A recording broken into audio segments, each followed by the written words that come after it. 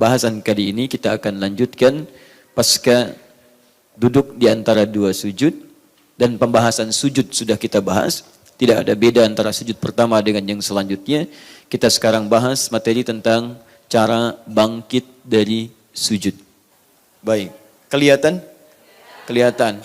Ikhwan, teman-teman kelihatan? Yang dari sana kelihatan? Insya Allah ya, karena ada layar dimaksudkan. Baik, kalau sudah dirasakan kelihatan seluruhnya, maka saya kira cukup di sini, tidak harus mengangkat dan memindahkan mejanya. Sepakat? Baik, sekarang dalam posisi sholat, Mas, menghadap ke sini dulu aja. Tahan ya, karena beliau tidak mungkin harus membuat posisi yang semuanya mesti akan kelihatan. Kalau digeser, ini terlihat, ini tidak terlihat. Geser ini terlihat, ini tidak terlihat. Ya? Nanti kita menyesuaikan saja. Nanti saya berikan penjelasan, di situ akan memudahkan. Sekarang berdiri, Mas. Tenang, ya, insya Allah. Nah, ini udah nggak bisa digoyang. Bismillah. Kelihatan sekarang semua? Tapi pembahasan kita bukan berdiri, tapi bangkit dari sujud. Sekarang perhatikan baik-baik. Bismillah. Beliau kemudian sujud. Ya, sujud pertama. Sekarang kita slow motion, kita ringankan dulu, pelankan. Mohon izin berdiri lagi. Tahan. Taib, lihat baik-baik, fokus. Sekarang turun. Tahan. Up. Berarti telapak tangan dulu ya. Boleh? Boleh. Sudah kita pelajari ya. Baik, kalau pakai lutut dulu boleh? Boleh. Sekarang turun pakai lutut. Begini. Sah? Baik, telapak tangan boleh, lutut boleh. Yang tidak boleh pakai apa? Kepala duluan. Bisa dicontohkan? Bisa, silakan. Oh tidak. Alhamdulillah. Karena tidak boleh, berarti contohnya pun tidak mungkin dilakukan. Baik, sekarang sujud. Dah, fokus baik-baik. 7 anggota masih ingat? Satu apa? Kening. Yang kedua? 2 telapak tangan, kemudian sikunya agak keluar seperti ini, sudah bagus. Kemudian selanjutnya 2 lutut, 5 selanjutnya jemari di 2 kaki. Posisi kakinya itu tertutup atau terbuka? Tertutup, baik, alhamdulillah. Kemudian bangkit. Duduknya iftirash, duduk di antara 2 sujud. Ini materi terakhir kita. Masih ingat ya? Pertemuan lalu. Sekarang sujud lagi, sujudnya tidak ada beda dengan sujud yang pertama. Baik ya, jadi sudah tidak perlu kita bahas lagi. Sekarang inilah inti bahasan kita. Dan pemirsa dimanapun Anda berada, kita akan mulai pada fokus bahasan kita. Tolong fokus baik-baik, bangkit dari sujud yang kedua. Seperti apakah cara bangkitnya? Mari kita mulai pembahasannya. Baik, akhboy, mohon izin, silakan bangkit. Antum puasa? Oh baik ya. Jadi dalam bangkit itu tidak ada yang silent ya. Jadi ada bangkit yang jahar, ada bangkit yang silent. Bangkit itu pasti takbir Allahu Akbar itu kan? Baik, silakan. Ini agak silent. Bismillah. HP aja yang di silent, bangkit tidak usah. Tayyib, bismillah. Tahan. Slow motion. Sujud. Lihat baik-baik, bangkit. 1, 2, 3, bismillah. Tahan. 1, terus 2, terus 3. Jelas sampai sini? Baik, ada berapa gerakan tadi? 3 gerakan. Boleh turun lagi? Semoga Allah berikan pahala berlipat. Baik, sujud. Bismillah. Fokus baik-baik. Angkat 1. Tahan. Perhatikan baik-baik posisinya seperti ini. Duduk ya. Baik, saya belum benarkan atau tidak salahkan, tapi ini yang beliau kerjakan. Baik ya, kemudian yang kedua, ini, baik ya, ketiga, bangkit lagi, perhatikan, langsung bersedekap, jelas? Baik, ada yang beda dengan akhway, boleh angkat tangan? Tidak ada yang beda, sama semua? Baik, atau belum tahu semuanya? Baik, jangan khawatir, kalau saya minta ke depan, artinya ada peluang kebaikan yang bisa kita dapatkan. Benar nggak dapat hadiah, salah tidak berdosa, ya, jangan khawatir, silahkan. Duduk sebentar di sini. Ya, semoga Allah angkat penyakitnya insyaallah. Kelihatannya agak flu. Yang pertama, teman-teman sekalian, mari kita lihat dalam hadis riwayat Al-Bukhari nomor hadis 833, juga dalam hadis riwayat Abu Daud nomor hadis 844, juga At-Tirmidzi nomor hadis 827 dan beberapa turunan yang lainnya. kita lihat bahwa Nabi SAW pernah dikisahkan, disampaikan saat menunaikan salat, khususnya saat witir, idza qama, jika beliau berdiri minas sajdati tsaniyati, bangkit maksudnya dari sujud yang kedua, fajalasa, maka beliau duduk terlebih dahulu. Duduk seperti ini. Duduk. Jelas? Baik, jadi ketika beliau bangkit dari sujudnya, beliau kemudian tidak langsung berdiri tapi duduk terlebih dahulu. Paham sampai sini? Baik, posisi duduknya bagaimana kita belum tahu nanti. Wa'tamada 'alal ardi, kemudian beliau menopang ke tanah, ke bumi. Karena zaman Nabi kan belum ada keramik. Ya, belum ada karpet seperti sekarang. Jadi masjidnya pasti tanah keadaannya, kan? Baik, jadi menopang, bertelekan. Sekarang sebelum beliau bangkit, beliau menopang dulu, memberikan topangan. Ya, dua. Ini yang dipraktikkan oleh beliau. Kemudian yang ketiga, baru kemudian beliau bangkit seperti semula pada rakaat sebelumnya. Bangkit. Nanti kita lihat apakah Nabi mengangkat tangannya lagi atau langsung kemudian bersedekap. Paham sampai sini? Nah, sekarang kita bahas pelan-pelan. Artinya apa yang dilakukan oleh Mas Boy ini atau Akh Boy ini ada dalam petunjuk hadis-hadis Nabi SAW. Tapi yang penting kita pelajari sekarang bagaimana detil pembahasan masalah duduk, masalah bertopang dengan masalah kembali lagi ke atas. Karena nanti ada duduknya juga, ada yang tidak duduk. Bagaimana statusnya saat tidak duduk itu? Pertama, apakah duduk itu dipandang sunnah atau rukun, kewajiban dalam sholat, atau bukan wajib, maksudnya bukan rukun, bukan juga sunnah. Ya, sehingga konsekuensi hukumnya bisa berbeda untuk kita semuanya. Kalau itu sunnah misalnya, kapan kemudian itu menjadi sunnah? Apakah sunnah dalam setiap sholat atau sunnah dalam keadaan tertentu? Kemudian adakah bacaan yang mengiringi duduk itu atau tidak? Pembahasan kedua saat bertelekan, menopang. Apakah menopangnya tangannya terbuka begini? Atau tangannya tertutup begini? Pernah melihat yang seperti ini? Turun lagi. Duduk dulu. Begitu mau menopang, ini tadi dia praktekkan begini. Pernah melihat yang terkepal begini? Misal, praktekkan kepal seperti ini. Kemudian bangkit. Pernah melihat yang seperti ini? Baik, yang ketiga, turun lagi, duduk. Dia tidak menopang begini, tidak mengepal begini, tapi dilutut seperti ini. Kemudian bangkit. Pernah melihat yang begini? Pernah. Bukan hanya pernah, jangan-jangan dari tiga ini Anda pelakunya. Ya kan? Baik. Dan ada yang keempat. Bangkit, sujud, bangun, tidak duduk, langsung berdiri. Tidak duduk dulu, langsung berdiri. Pernah ada yang begini? Baik ya. Di antara yang keempat ini, mana yang kemudian sesuai dengan petunjuk Nabi, seperti apa dibahas oleh para ulama, dan bagaimana kita menyesuaikan praktek sholat kita. Itulah pembahasan kita pada hari ini insyaAllah. Jelas? Baik, jadi kita baru akan memulai praktek intinya, dan kita akan bagi pada beberapa bagian. Siap insyaAllah kita belajar? Siap. Mas Boy mau di situ saja atau kembali dulu? Baik ya, silakan. Semoga Allah menerima segala amal ibadahnya dengan amal terbaik. Jazakallah khair. Saya boleh hapus dulu ini? Tayyib. Kemudian saya hapus ini pelan-pelan.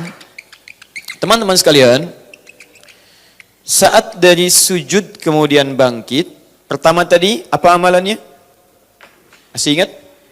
Fajalasa, beliau kemudian duduk. Satu, duduk.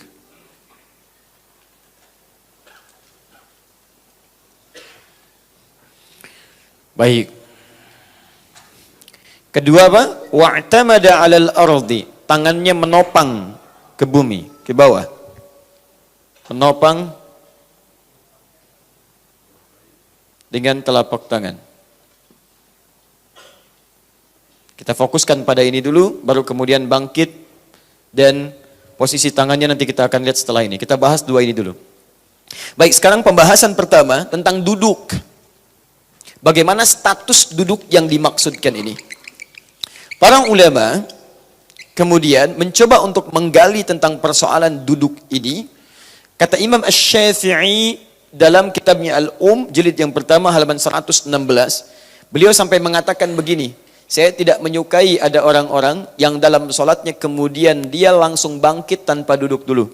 Karena adanya hadis-hadis dari Nabi SAW yang memberikan keterangan tentang duduk dalam antara bangkit sujud yang kedua dengan ia berdiri. Di Imam Asy-Syafi'i lebih menyukai seseorang ketika dia bangkit sujud yang kedua, dia duduk terlebih dahulu. Paham sampai sini? Baik, pelan-pelan. Sekarang pembahasan statusnya belum selesai. Apa status duduk ini? Apakah rukun dalam artian wajib ataukah dia sunnah? Baik, saya tanya dulu, Bapak Ibu sekalian, rukun yang bermakna wajib atau sunnah? Baik, rukun atau wajib? Tidak ada wallahu alam, cuma dua pilihannya ya. Kalau bukan rukun atau sunnah. Baik ya, yang rukun angkat tangan. Yang rukun, sedang tidak rukun nih angkat tangan. Baik, rukun baik. Yang sunnah? Lihat baik-baik sini. Kalau rukun konsekuensinya wajib dilakukan. Kalau tidak dikerjakan berarti sholat dia batal. Dia mesti mengulang. Ingat baik-baik ya. Yang kedua, kalaupun rukun mesti bersanding dengan bacaan. Karena setiap ada yang dikerjakan rukun itu bersanding dengan bacaan. Misal, ketika Anda takbir, rukun bukan? Rukun, ada bacaannya. Ada apa bacaannya?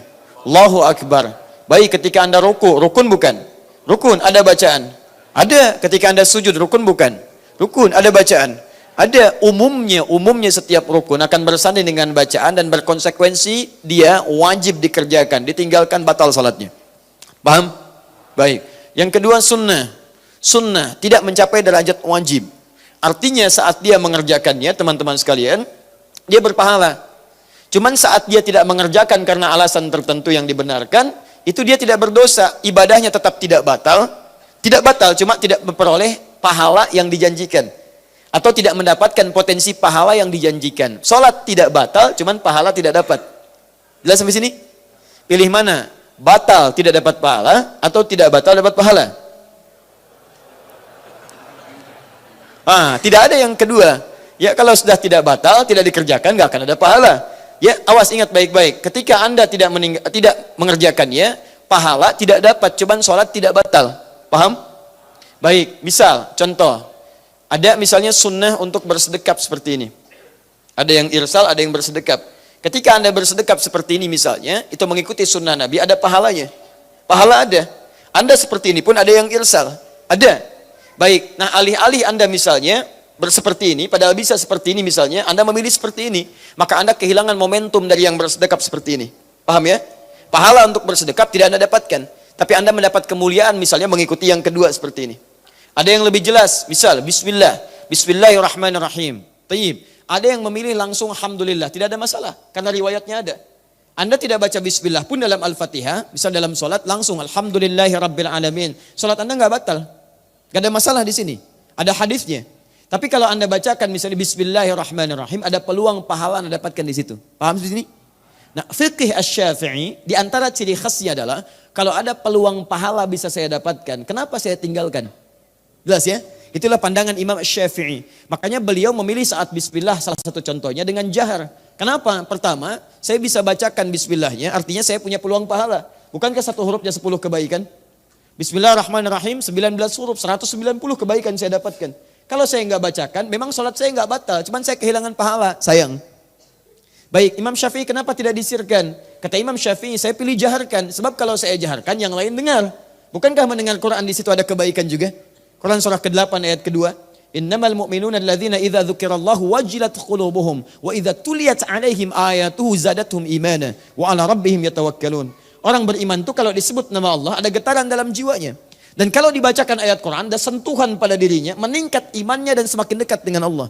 Daripada enggak saya keraskan, mendingan sekalian saya keraskan. Pahala saya dapat, orang lain bisa dengar dan ada kebaikan di situ. Itu cara satu contoh pendekatan fikih Asy-Syafi'i. Saya tidak mengatakan Anda mesti ambil yang ini, bukan. Saya menjelaskan begini karakteristiknya. Supaya Anda paham kalau Imam Syafi'i misalnya berhujjah seperti ini maksudnya. Imam Malik mengatakan saya ambil saja yang tanpa basmalah. Langsung Alhamdulillahirrabbilalamin. Sampaikan oleh beliau. Kenapa? Karena hadis-hadis awal terkait Al-Fatihah itu langsung dengan hamdalah tanpa basmalah. Basmalah datang kemudian ketika Ibnu Abbas radhiyallahu taala huma bertanya pada Nabi, kenapa tidak ada ayat turun untuk memisahkan surah satu dengan yang lainnya? Asalnya nyambung. Ya, qul huwallah nyambung dengan Al-Falaq, Al-Falaq nyambung dengan An-Nas. Begitu ditanya Ibnu Abbas radhiyallahu taala anhuma turunlah Bismillahirrahmanirrahim. Sejak saat itulah Nabi seringkali membaca surah-surah diawali dengan bismillah. Termasuk Al-Fatihah dibaca dari Bismillahirrahmanirrahim. Sehingga Imam Malik memilih, saya pilih dari hamdalah saja langsung. Apakah kehilangan pahala? Tidak. Beliau mendapatkan pahala mengikuti Nabi. Bagaimana mengikutinya? Memilih hadis-hadis awal dengan Alhamdulillahirrabbilalamin. Ya, jadi saking inginnya beliau mengambil yang pertama, beliau ngambil alhamdulillahirabbil alamin. Imam Ahmad menengahi, daripada ini tidak baca, ini baca kemudian, ada yang ketiga yang orang lain juga belum tentu tahu ini. Apa itu disirkan? Sir, tetap dibaca tapi tidak dijaharkan. Sir, silent. Ya, tidak ada bunyinya. Bismillahirrahmanirrahim. Dibaca pribadi, dibaca bismillahnya, tapi disirkan, tidak dijaharkan, lantas tidak terdengar oleh orang lain. Paham ya? Jadi kalau antum jadi imam, imamnya sir, antum gak harus dekatkan ke mic supaya kedengaran orang. Bismillahirrahmanirrahim. Alhamdulillahi rabbil alamin. Kalau seperti itu sama aja jahar. Jahar karena bacaan antum kedengaran orang. Paham ya? Nah, ini karakteristik tipikal fikih Imam Asy-Syafi'i. Jadi kata beliau, saya menyukai orang duduk daripada tidak sama sekali. Karena ketika duduk ada pahala mengikuti petunjuk Nabi SAW. Jelas? Nah, sekarang pertanyaannya, apakah ini bagian dari wajib, rukun atau sunnah? Kalau wajib jelas ditolak oleh para ulama, ini bukan dari bagian rukun ataupun kewajiban. Jelas? Baik. Disepakati oleh para ulama, ini hukumnya sekalipun dikerjakan masuk dalam hukum sunnah. Berpahala jika dikerjakan, tapi tidak melahirkan dosa dan tidak membatalkan sholat kalau tak mampu mengerjakannya. Jelas sampai sini? Nah, sekarang pertanyaannya, apakah duduk ini terus dilakukan dalam sholat atau hanya sesekali dikerjakan dalam sholat? Kapan Nabi SAW mengerjakan duduk dalam sholat? Ternyata pembahasan para ulama di kitab-kitab keterangan tentang sifat sholat Nabi SAW terkhusus yang dibahas tuntas itu oleh Ibnul Qayyim Al-Jauziyah dalam sifat sholat Nabi di sini. Beliau bahas tuntas tapi kalimatnya ringkas. Ya, di halaman ke-70 sampai 71 beliau bahas ini. Ya. Kemudian penjelasan yang ini kalau ingin lebih jelasnya lagi, Anda temukan dibahas lengkap tentang cara duduknya Nabi beserta kapan dia munculnya, bagaimana status hukumnya, seperti apa sebenarnya dipraktekkan di kitabnya Syekh Ibnu Utsaimin yang ini, terbitan Al-Qawam. Ya, jadi nanti kita satukan jadi satu, mudah-mudahan jadi diktat untuk pedoman kita. Nah, beliau kemudian sampaikan di sini, nanti saya cek setelah saya sampaikan. Kesimpulannya, fokus di awal-awal masa Nabi SAW menunaikan salat, baik, beliau tidak nampak kemudian mengambil posisi duduk, bangkit dari sujud. Jadi tidak mengambil posisi duduk. Jadi beliau sujud, kemudian bangkit, langsung bangkit, tidak duduk, sujud terlebih dahulu. Tidak duduk terlebih dahulu. Paham? Contoh. Mas Boy. Masya Allah, silakan. Tadi beliau sedang mencatat ya, jadi saya minta dulu, mudah-mudahan nanti nyambung. Jadi beliau praktek, beliau mencatat. Catatannya dibukukan, jadilah catatan. Nah, mas Boy. Mas bukan yang lain. Dah ya, lihat sini, sujud. Sekarang pertama di awal-awal masa-masa kenabian SAW diperintahkan untuk salat.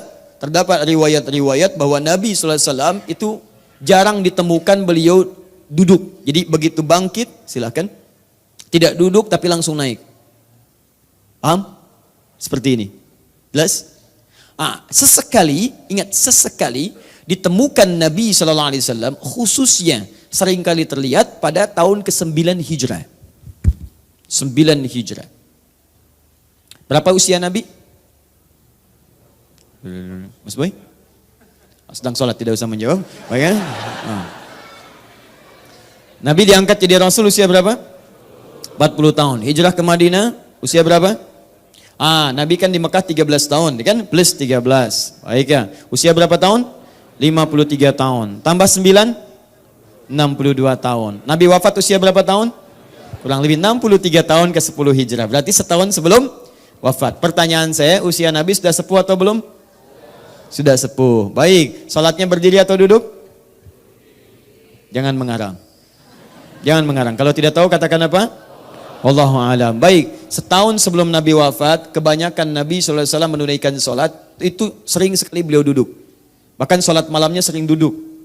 Karena ayat yang dibaca panjang, tidak punya kemampuan terlampau lama beliau untuk berdiri. Saking inginnya tahajud, tapi sulit menyeimbangkan antara fisik dengan bacaan yang panjang itu. Kan sering saya katakan, Nabi kadang seringkali satu rakaatnya 5 juz 4 halaman. Baiknya, panjang berdiri, tidak punya kemampuan seperti biasa awalnya, maka beliau seringkali duduk. Artinya, fisiknya sudah mulai ada penurunan. Sudah mulai ada penurunan. Sebelum ini kadang duduk, tapi dalam keadaan-keadaan tertentu. Tidak setiap kali beliau bangkit kemudian beliau duduk. Artinya duduk yang dimaksudkan, silakan sujud. Kemudian bangkit, duduk dulu. Duduk semacam ini untuk kemudian bangkit lagi. Dilihat oleh para ulama hadis, posisi Nabi SAW saat duduk ini terlihat tidak sepenuhnya rutin dalam setiap sholat. Sesekali beliau kemudian duduk. Dianalisislah kemudian kapan sesekali itu yang seringnya terjadi kemudian di akhir tahun sebelum wafatnya Nabi, khususnya tahun ke-9 Hijrah. Diamati, ternyata Nabi bangkit itu dalam kondisi-kondisi ingin mengambil tenaga kembali, rehat sejenak dalam artian mengumpulkan tenaga supaya bisa bangkit kembali. Dalam bahasa Arab, duduk untuk sejenak misalnya, sejenak rehat untuk mengambil kekuatan untuk bangkit kembali atau melakukan aktivitas lagi, itu disebut istirahat. Rahah itu istirahat, ista itu minta supaya sejenak bisa mengambil kekuatan kembali. Ada rehat, ada istirahat. Rehat itu mendapatkan santai tenang, istirahat pakai ista menuntut keadaan supaya bisa mendapatkan ketenangan dulu, punya kekuatan lagi. Anda kerja, tiba-tiba sampai pada tahap-tahap yang agak lemah, kan istirahat dulu supaya recovery lagi dan ada kekuatan lagi. Maka dibuatlah dalam bahasa Indonesia, diserap dari bahasa Arab istirahat. Maka duduk semacam ini diperkenalkan oleh para ulama dengan bahasa jilsatur raha atau jilsah istirahat. Duduk istirahat. Kalimat istirahat inilah kemudian yang dipahami oleh para ulama, baik ahli hadis dengan ahli fiqih dengan dua pendapat utama. Satu, ada yang berpendapat bahwa kesunahan ini berlaku sesuai dengan kondisi. Artinya kalau kondisi Anda memang menuntut untuk bisa rehat sejenak pada saat itu, tidak langsung bangkit. Misal, kalau bangkit dari sujud Anda terlampau misalnya gerakan cepat terlalu capek. Atau kondisinya misalnya menyulitkan. Dari mulai sujud tiba-tiba langsung bangkit, menyulitkan bagi Anda. Maka berlaku kesunahan ini sunnah hukumnya dan berpahala ketika Anda duduk. Paham? Tapi kondisi sebaliknya, jika memang memungkinkan Anda dari sujud langsung bangkit, tidak harus duduk, maka yang dimaksud sunnahnya adalah bangkit, tidak harus duduk di sini. Ini kata pendapat yang pertama, paham? Saya ingat saya sedang merangkum dua kitab ini, nanti rujukannya Anda kembalikan ke sini. Ingat, kalau saya sedang bahas sesuatu secara menyeluruh, Anda simpan dulu kebiasaan Anda, supaya nanti kita bahas ini, setelah itu kita keluarkan kebiasaan Anda sesuai dengan argumentasi dalilnya. Paham?